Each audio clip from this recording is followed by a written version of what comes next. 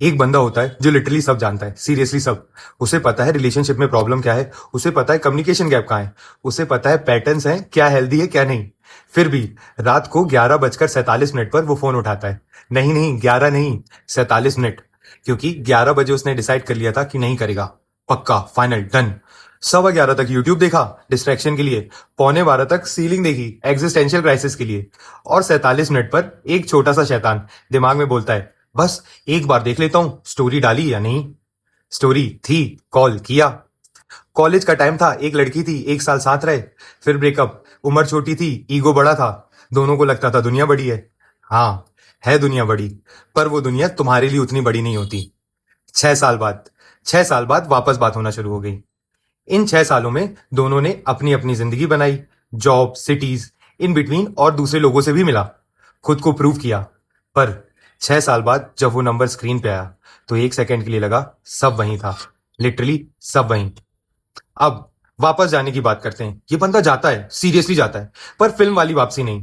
कोई एयरपोर्ट नहीं, कोई बारिश नहीं, कोई वॉलेट नहीं। एक दिन उठता है, नॉर्मल दिन, कोई रीजन नहीं, कोई ट्रिगर नहीं, मौसम भी सही रहता है। फोन उठाता है और टाइप करता है, खाना खाया, क्वेश्चन मार्क।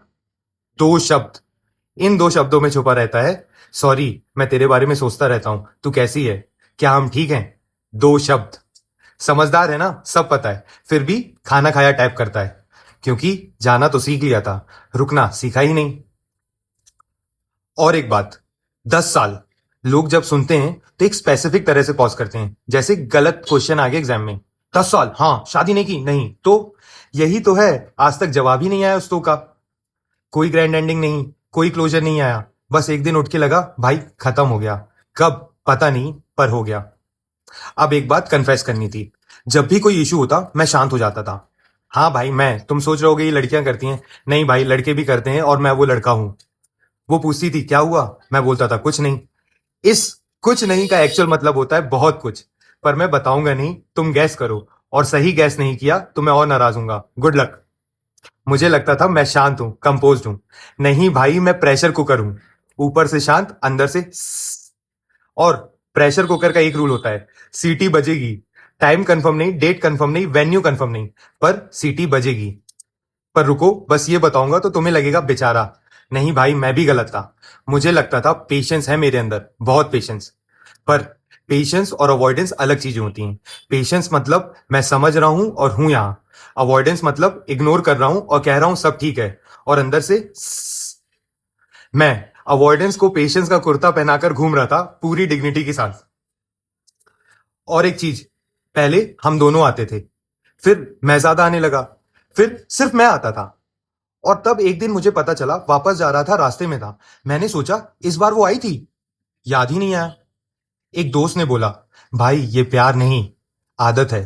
तू वापस इसलिए जाता है क्योंकि एक्सेप्ट करना मुश्किल है कि इतना सब कुछ हुआ, इतना सोचा, इतना रोया, और आखिर में कुछ नहीं निकला। वो सही था, दोस्त वही जो सच बोल के रुला दे।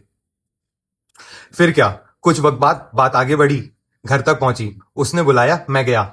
मैं तैयार था, पूरा रेडी, हर रिस्पॉन्स के लिए प्रिपेयर्ड।